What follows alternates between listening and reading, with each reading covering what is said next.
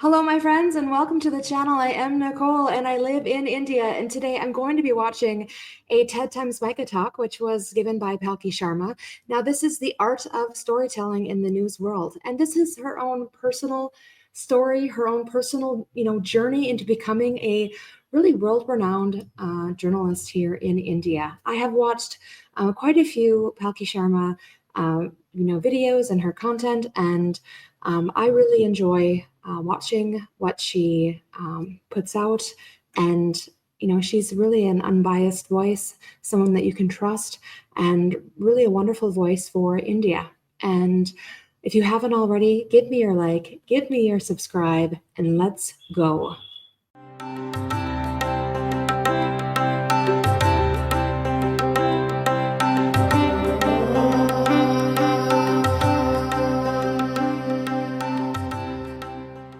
Go.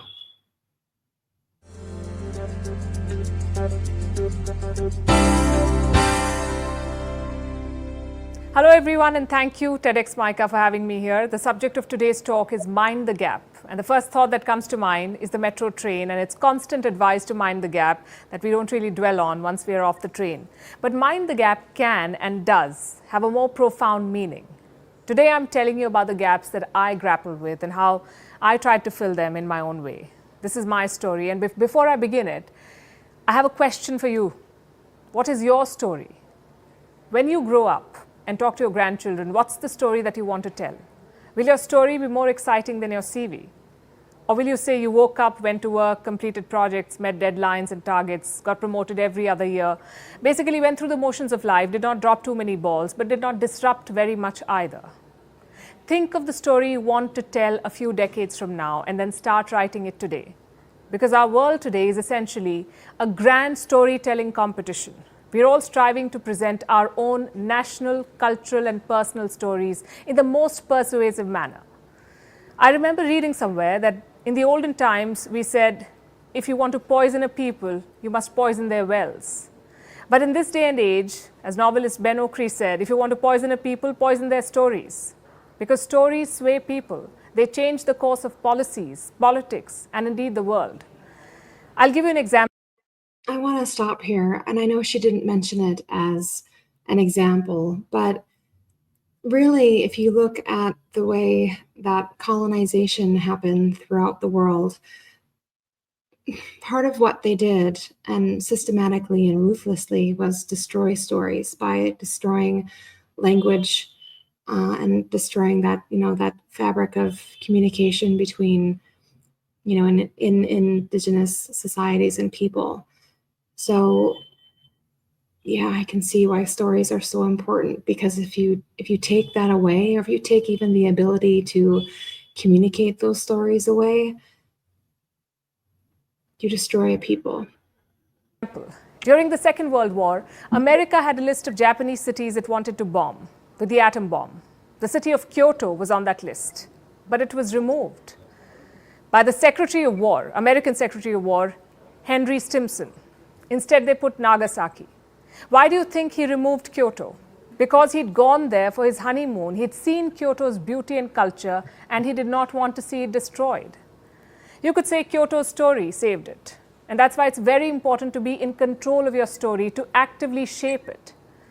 And this is the first gap that I encountered in my career as a journalist. We are a country of 1.4 billion people. We have hundreds of channels, a very aware and politically engaged audience, but we did not have a single news channel or newspaper that told our story to the world. The New York Times writes something about India, and it immediately becomes a Twitter trend.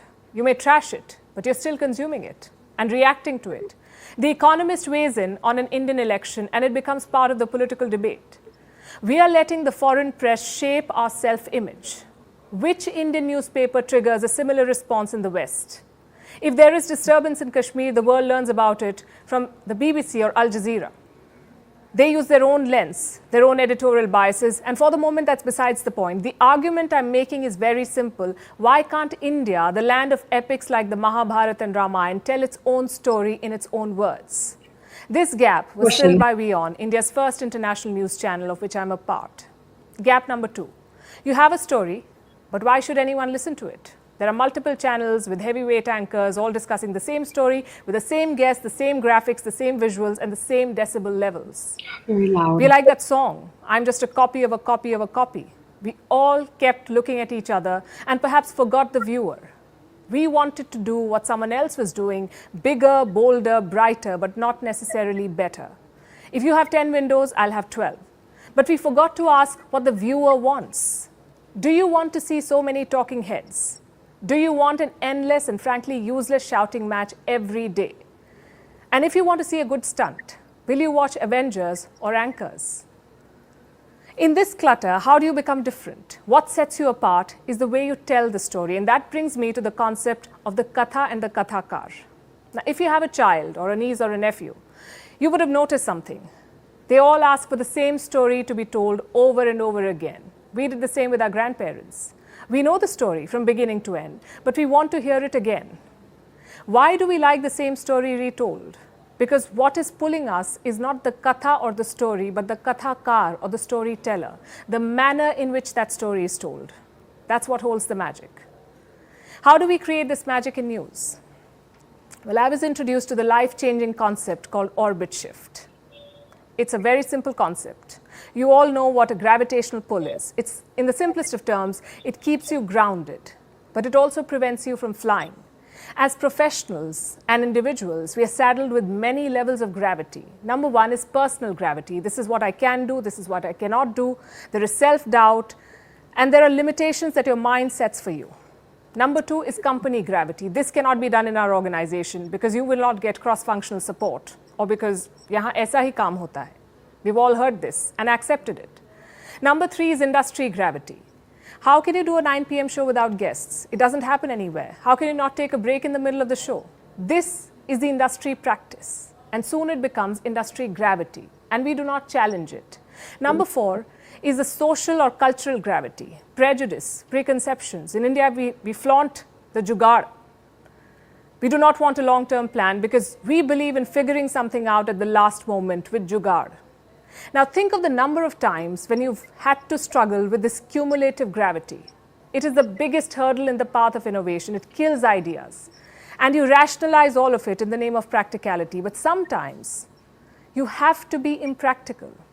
You have to throw yourself at the deep end and burn the bridge to safety to come up with something that is really transformative. And that is what is called an orbit shift. And that's what we did with Gravitas, or we hope we did. We created a primetime news and views show minus multiple guests. We went back to the drawing board to focus on tight scripts, on relevant subjects, research, analysis, fact checks, basic things really, which should ideally be SOP for all news. But they were not. Right. Gap number three, or should I say challenge. Who watches TV news anymore? There is an explosion of content around you. Television is already the second screen. The mobile phone has taken the top spot. So my news story is competing with a WhatsApp forward, an Instagram reel, a YouTube spoof, and what have you.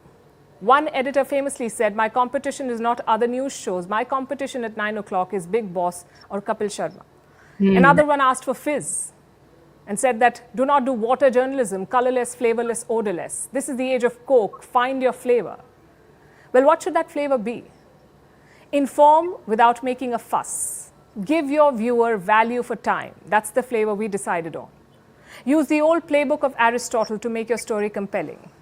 He gave us 5 elements of a good story some 2,000 years ago. And these are the 5 elements: ethos, authority and character, which comes with credibility, and commitment to the issues that you raise in your broadcast. Do people trust you? Do they see you as an authority on a subject? If they do, they will listen to you. Number 2, logos, that is reason, which involves making a logical appeal, using data and facts to make a rational argument, because you cannot make an assertion with no basis in fact or logic. Number 3 is pathos, emotion, and this is different from drama. It's a genuine connect with the audience through honest and effective communication. Number 4 is metaphor, which helps the viewer process complex issues. When you give them relatable parallels, it makes news more memorable. And number 5 is brevity, using short sentences, punchy lines, informative tag-outs. And finally, the gap that is common to all human stories, the gap that I continue to try to fill, the question of purpose. What is the purpose of what you're doing? What do you really want to do? And to what end? It's like the dreaded interview question. Where do you see yourself 5 years from now? Where do you see yourself at the end of this journey you've embarked on? Honestly, I've not been able to answer this question, so I gave myself another one. Which is the one story that changed your life? Or if that sounds too dramatic, the one story that profoundly impacted you or just stayed with you. For me, that story was the story of the ugly duckling. It's a nursery tale. You may remember it. A duck lays some eggs, they hatch. All ducklings look similar, except one. He's bigger, awkward, doesn't have webbed feet. He feels sad about not fitting in until he sees a flock of swans and realizes he was never even a duck in the first place. He was a swan, bracketed with ducks by mistake. He realizes he's beautiful and not ugly, and he flies away. And I find this story very powerful because it is simple and relatable. It talks to me. I think at some point in our lives, we've all been the ugly duckling, under immense pressure to fit in and beating ourselves up for not being able to.